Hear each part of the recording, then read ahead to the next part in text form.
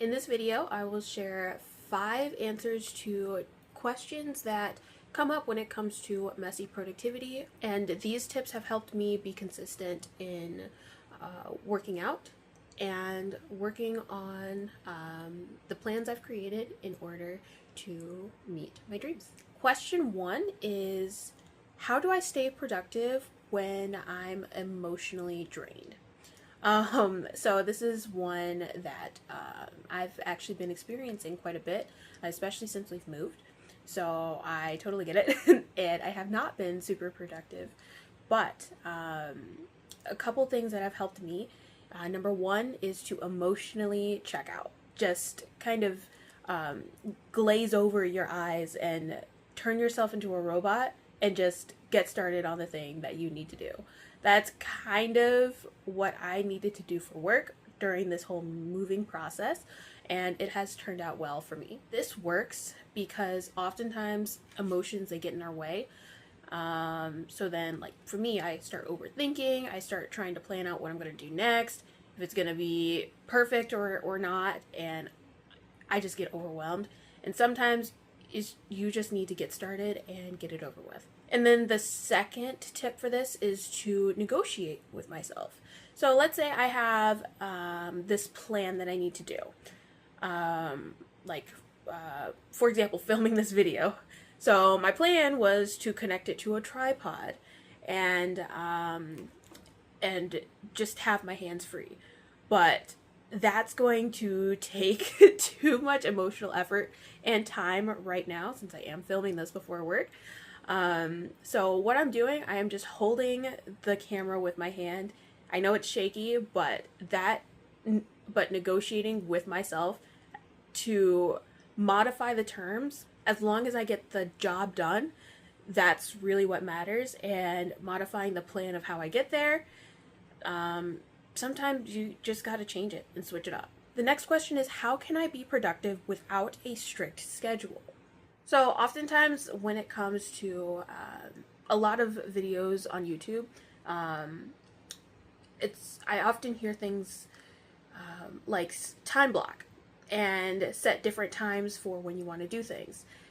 The problem with that is, if you have an inconsistent work schedule, or if you have other obligations outside of your job or outside of whatever the thing you're time blocking for, it can get really complicated real fast, and like, your plans will just fall apart the minute that you are off time. So here's what I like to do instead.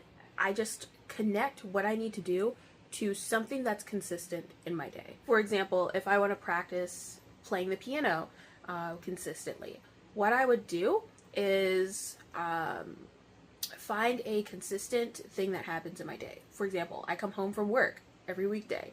So I would tie that task, playing piano, to that, to when I get home.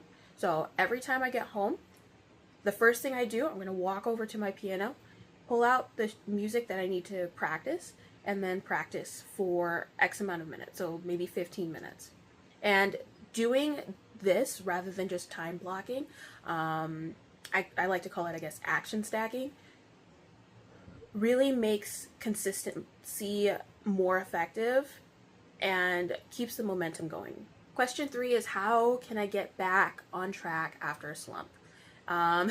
Again, another one of these things that I'm going through right now as I'm moving. So I think I've kind of figured it out. So it can be like really hard to get into the groove. Like, there's something holding you back. I like to call it a mental cage. Like, you want to do it, but something there is just holding you back. And sometimes it may be a lack of clarity of what you need to do.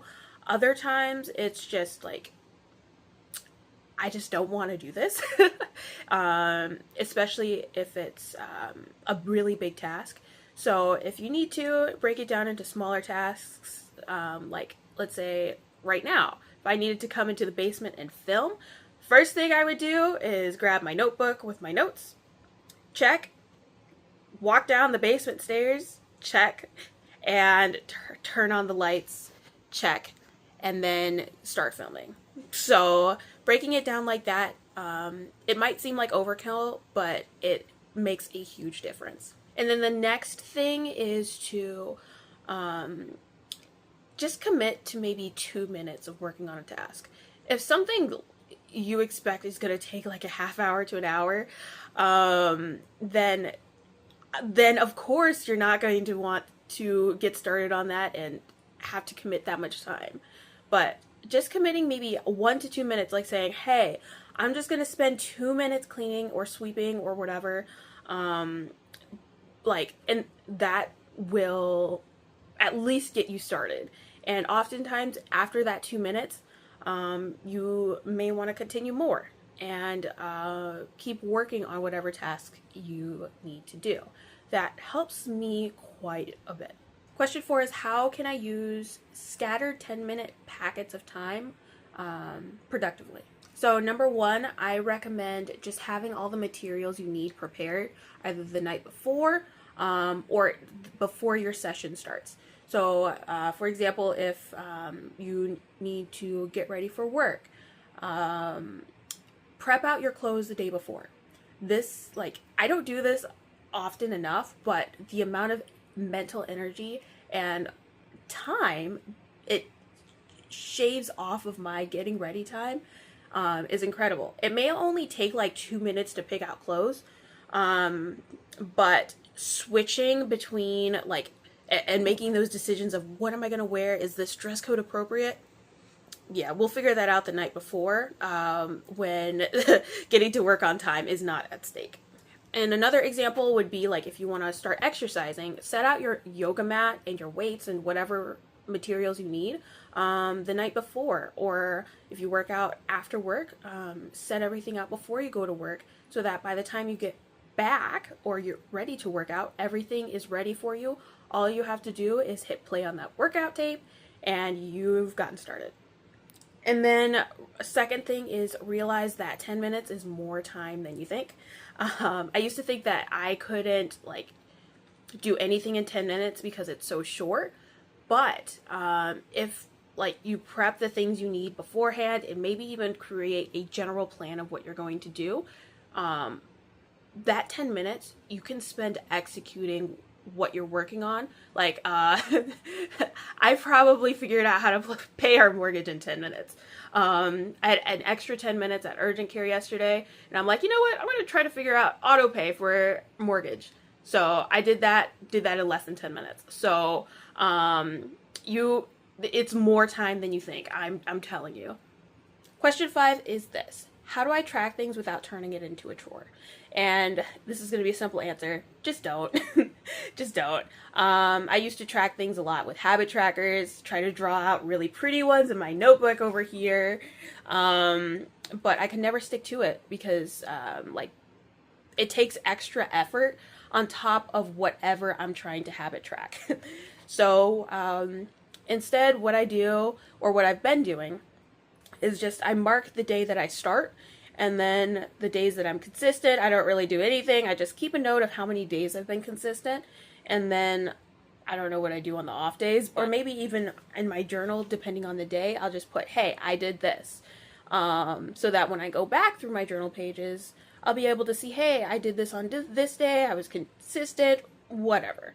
So I don't make it a big deal, and I don't make it a ritual to check something off in the habit tracker.